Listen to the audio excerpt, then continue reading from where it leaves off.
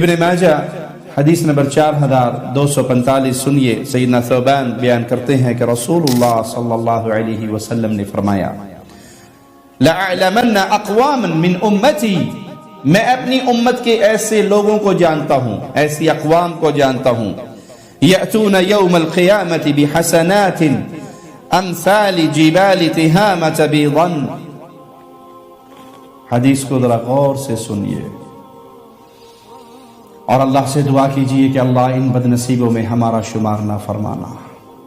اللہ کے نبی فرما رہے ہیں میں اپنی امت کی ایسی اقوام کو جانتا ہوں جو قیامت کے دن آئیں گے اور تہامہ پہاڑوں جتنی چمکتی ہوئی روشن نیکیاں لے کر آئیں گے، فَيَجْعَلُهَا اللَّهُ عَزَّ وَجَلَّ هَبَاءً مَنْثُورًا۔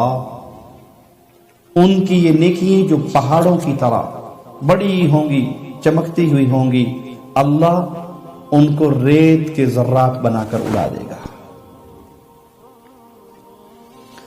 سیدنا ثوبان کہنے لگے یا رسول اللہ صلی اللہ علیہ وسلم، یہ لوگ کون ہوں گے؟ ہمیں ان کی صفات، ان کی خرابیاں بتائیے، ان کا جرم بتائیے، ایسا نہ ہو کہ ہم بھی ان میں شامل ہو جائیں اور ہمیں پتہ ہی نہ چلے۔ تو رسول اللہ صلی اللہ علیہ وسلم نے فرمایا اما انہم اخوانکم ومن جلدتکم وَيَأْخُذُونَ مِنَ اللَّيْلِ كَمَا تَأْخُذُونَ، یہ تمہارے بھائی ہوں گے، تمہاری ہی نسل سے ہوں گے، تمہاری جلد سے ہوں گے۔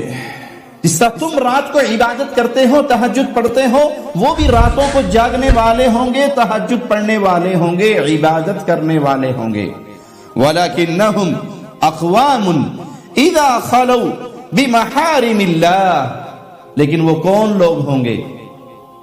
وہ راتوں کو قیام کرنے والے، عبادت کرنے والے، تم جیسے لوگ، اسی امت کے افراد، لیکن ان میں ایک بیماری یہ ہوگی جب وہ تنہائی میں آیا کریں گے، اکیلے ہوا کریں گے، کوئی ان کو دیکھنے والا نہیں ہوگا، تو پھر اللہ کی حرام کردہ چیزوں کو اس کا موقع ملتے ہی اس کا ارتکاب کریں گے۔ انتہکوہا، جو اللہ نے حرام کی ہیں، جن چیزوں سے اللہ نے منع کیا ہے، وہ جو ہی تنہائی میں موقع ملا، کوئی ان کے سامنے نہیں، کوئی دیکھنے والا نہیں، تو ان حرام کاموں پر آنکھیں بند کر کے کھل کر عمل کریں گے۔ اللہم لا تجعلنا منہم ولا معاہم ولا فیہم۔ حدیث کیا بتا رہی ہے کہ ان کے دو رخ ہوں گے، ایک ظاہری اور ایک باطنی۔ ظاہری رخ سے مراد لوگوں کے سامنے بڑے نیک، متقی، پرہیزگار، نماز پڑھنے والے، دیندار شکل اپنانے والے، اور ایک رخ تنہائی کا۔ اور آج یہ حدیث آج کے حالات پر یہ زیادہ فٹ آتی ہے کہ آج تنہائی کے گناہ اتنے آسان ہو گئے، شاید کسی دور میں اتنے آسان نہ ہو۔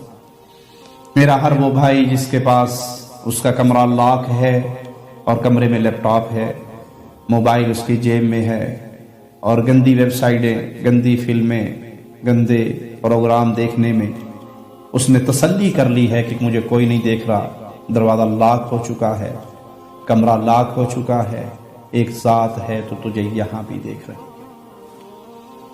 آپ نے اکثر دیکھا ہوگا بچوں کو ماں باپ سے چھپنے کے لیے کیا کریں گے، ہیڈ فون لگا لیں گے اور سونے کا پورا ڈرامہ کریں گے، کمبل اپنے اوڑھ لیں گے اور کمبل میں ٹانگیں کھڑی کر لیں گے، کسی کو کیا پتا رضائی کے اندر میں کیا دیکھ رہا ہوں، اور وہاں بیٹھ کے وہ گانے بھی سنیں گے، وہ فلمیں بھی دیکھیں گے، وہ گندی ویب سائٹوں پر بھی جائیں گے، وہ ہر وہ برائی جو وہ لوگوں کے سامنے کریں تو ان کا چہرہ واضح ہو جائے، ان کی دینداری پر سوالیہ نشان اٹھیں، وہ تنہائی میں چھپ کے کریں گے۔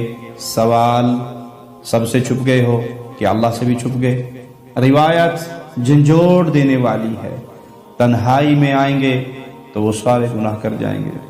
جو لوگوں کے سامنے بچتے ہیں اور اس پہ حرام کے فتوے لگاتے ہیں، تنہائی کے اندر اب کوئی نہیں دیکھ رہا، شراب ملی تو شراب پی گئے، زنا کا موقع ملا تو زنا کر گئے، بے حیائی کا موقع ملا تو بے حیائی کر گئے۔ یہاں پر آ کر وہ گناہوں کے درمیان جو اللہ کے خوف والی چادر ہے اس کا خیال نہیں کریں گے اور گناہ کر گزریں گے۔ قیامت کے دن نیکیوں کے انبار ہونے کے باوجود ہلاکت بربادی میں ہیں کہ ان کی نیکیوں کو ریت کے ذرے بنا کر اڑا دیا جائے گا.